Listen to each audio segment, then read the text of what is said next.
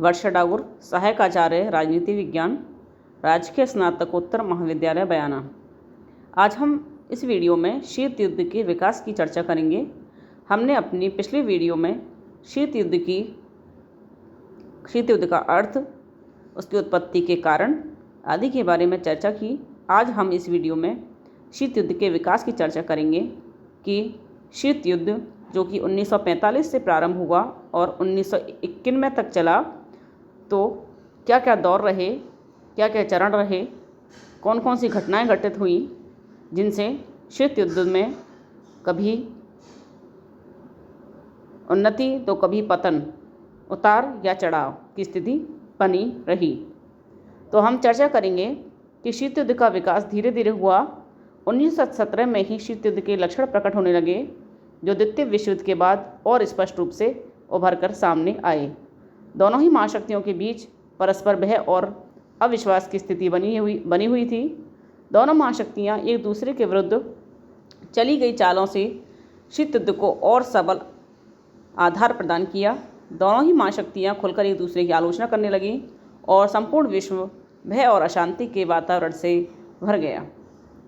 इसको बढ़ावा देने में दोनों ही महाशक्तियां बराबर की भागीदार रहीं। इसके विकास क्रम को निम्नलिखित चरणों के माध्यम से समझ सकते हैं। पहला चरण है 1940 से 1953 का काल, शीत युद्ध के विकास का प्रथम चरण। इस समय शीत युद्ध असली रूप में उभर कर सामने आया।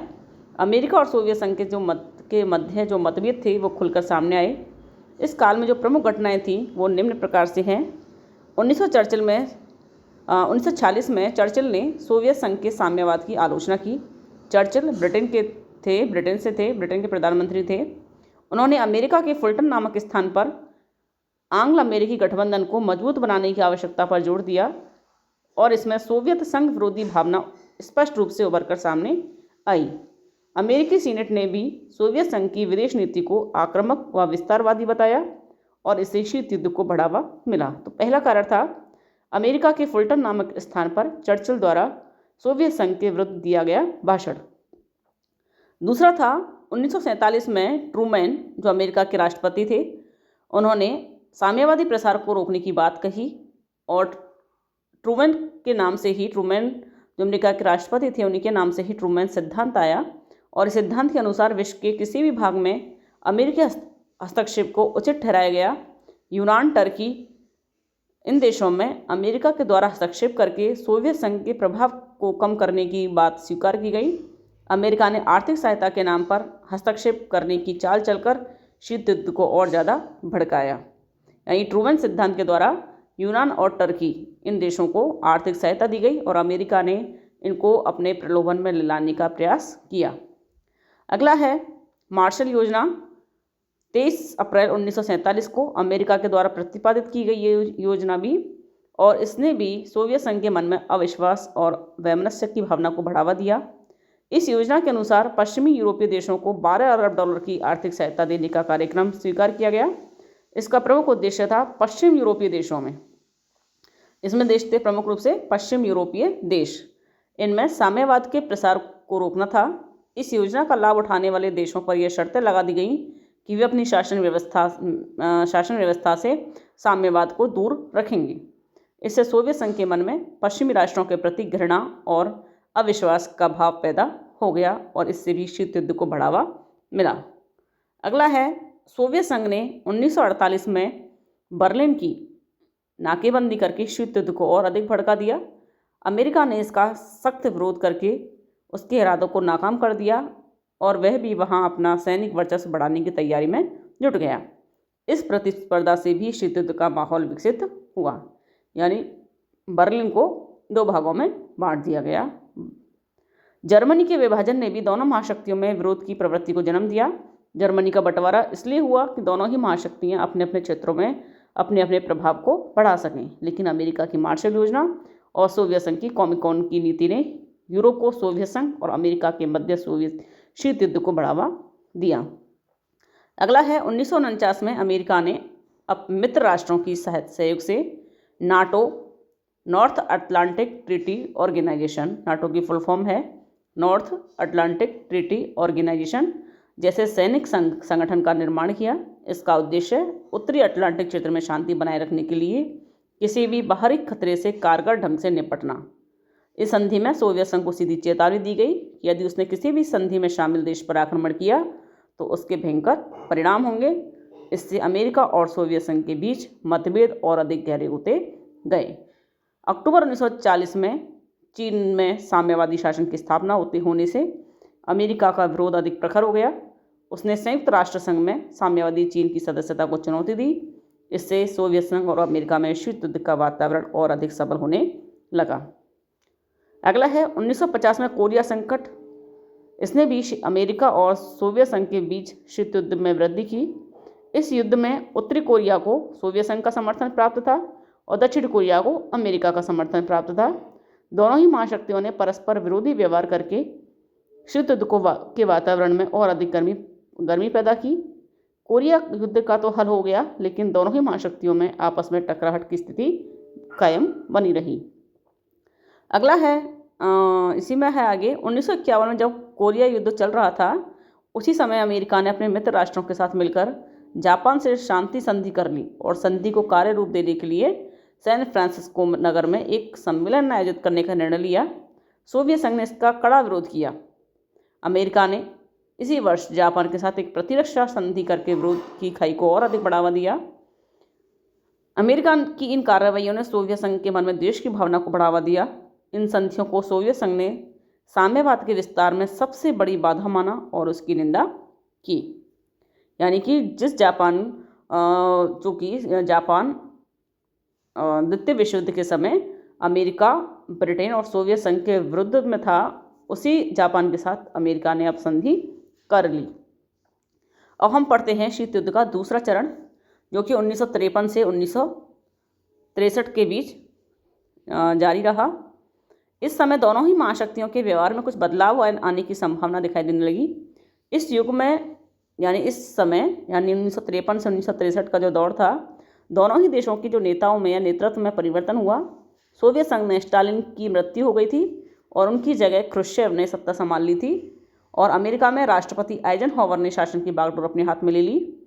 सोवियत संघ की तरफ से दोनों ही देशों के मध्य मधुर संबंध स्थापित करने के प्रयास अवश्य हुए, लेकिन उसका कोई विशेष या कोई सकारात्मक परिणाम नहीं निकला और अमेरिका और सोवियत संघ में शीत युद्ध का तनाव जारी रहा। इस दौरान कुछ घटनाएं घटित हुई जिन्होंने शीत युद्ध को बढ़ावा दिया। पहला था 1953 में सोवियत संघ ने प्रथम आणविक परीक्षण किया। इससे अमेरिका के मन में सोवियत संघ के इरादों के प्रति शक पैदा होने लगा। अगला था 1953 में चर्चिल ने अमेरिका से कहा था कि दक्षिण पूर्वी एशिया देशों के लिए नाटो जैसे संघ का निर्माण किया जाए। इसके सुझाव को मानकर अमेरिका ने कंबोडिया, वियतनाम और लाओस इन दक्षिण पूर्वी एशियाई देशों में साम्यवादी प्रसार को रोकने के लिए एक सीटो नाम का संगठन का निर्माण 1954 में किया।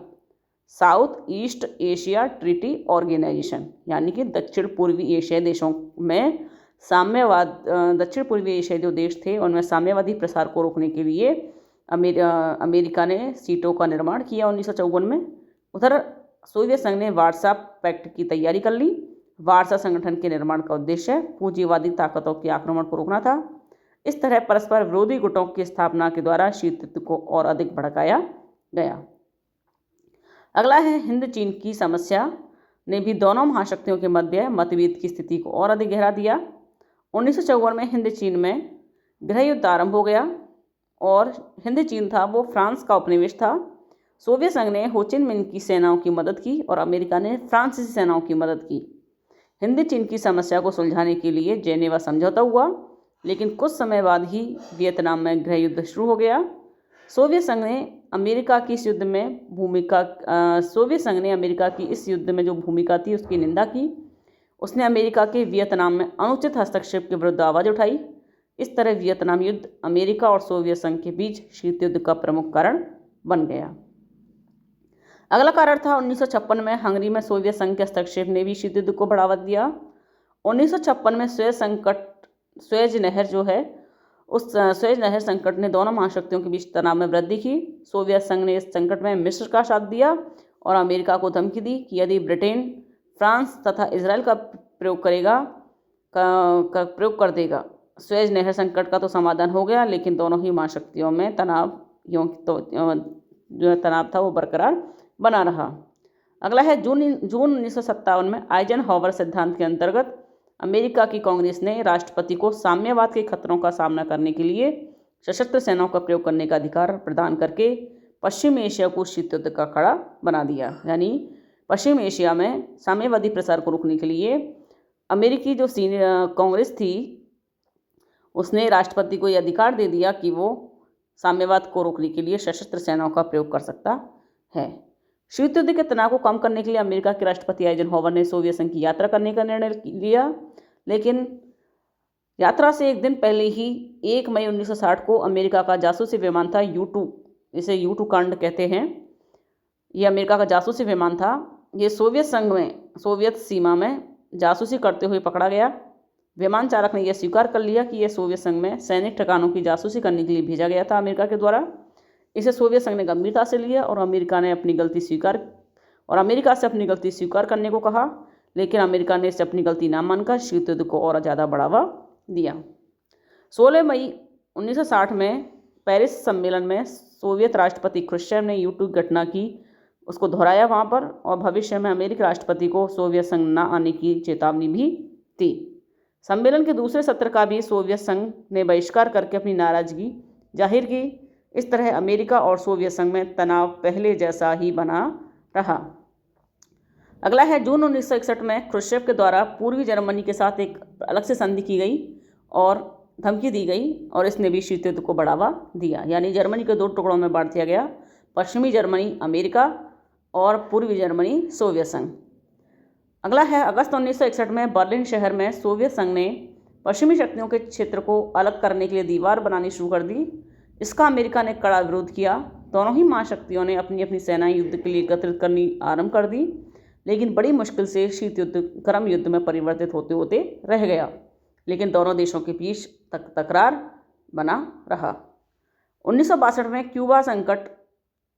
सोवियत संघ को क्यूबा एक टापू है, द्वीप है अमेरिका के पास। तो 1962 में क्यूबा में सोवियत संघ ने अपने सैनिक अड्डे की स्थापना कर दी, जबकि क्यूबा किसके नज़दीक है? अमेरिका के। इसका उद्देश्य, अमेरिका के राष्ट्रपति कैनेडी थे उस टाइम, उन्होंने इसका घोर विरोध किया। इस अड्डे की स्थापना का सीधे तौर पर अमेरिका को कमज़ोर करने वाली कार्रवाई कहा जा सकता है। अमेरिका ने क्यूबा की नाकेबंदी की घोषणा कर दी ताकि क्यूबा में सोवियत सैनिक सहायता ना पहुंच सके। विवाद को जब ज़्यादा बढ़ता देखकर सोवियत संघ ने अपने कदम पीछे हटा लिए और भयंकर जो विवाद था वो सुलझ गया, लेकिन दोनों महाशक्तियों के जो मन का जो मेल था साफ नहीं हुआ, यानी कि दोनों में कड़वाहट बनी रही और शीत युद्ध का वातावरण पहले जैसा ही रहा। इस प्रकार इस युग में शीत युद्ध को और बढ़ावा देने वाली कार्रवाई दोनों तरफ से हुई, लेकिन दोनों महाशक्तियों ने शीत युद्ध के तनाव को कम करने की दिशा में भी कुछ प्रयास किए। क्रुश्चेव ने दोनों देशों के मध्य मधुर संबंध बनाने और तनाव कम करने के लिए 15 सितंबर से 28 सितंबर 1959 तक अमेरिका की यात्रा की। 5 सितंबर को अमेरिका, सोवियत संघ और ब्रिटेन के बीच Moscow partial test ban treaty हस्ताक्षर हुए, संधि हुई। इससे शीत युद्ध को समाप्त करने का एक सकारात्मक कदम कहा जा सकता है इसे। गुटनिरपेक्ष आंदोलन ने भी इस दौरान शीत युद्ध को कम करने का प्रयास किया, लेकिन इन सभी प्रयासों के परिणाम नकारात्मक ही रहे और दोनों महाशक्तियों में तनाव बरकरार रहा। अब हम अपनी नेक्स्ट वीडियो में शीत युद्ध का जो तीसरा चरण है 1963 से 1979 उसकी चर्चा करेंगे। धन्यवाद।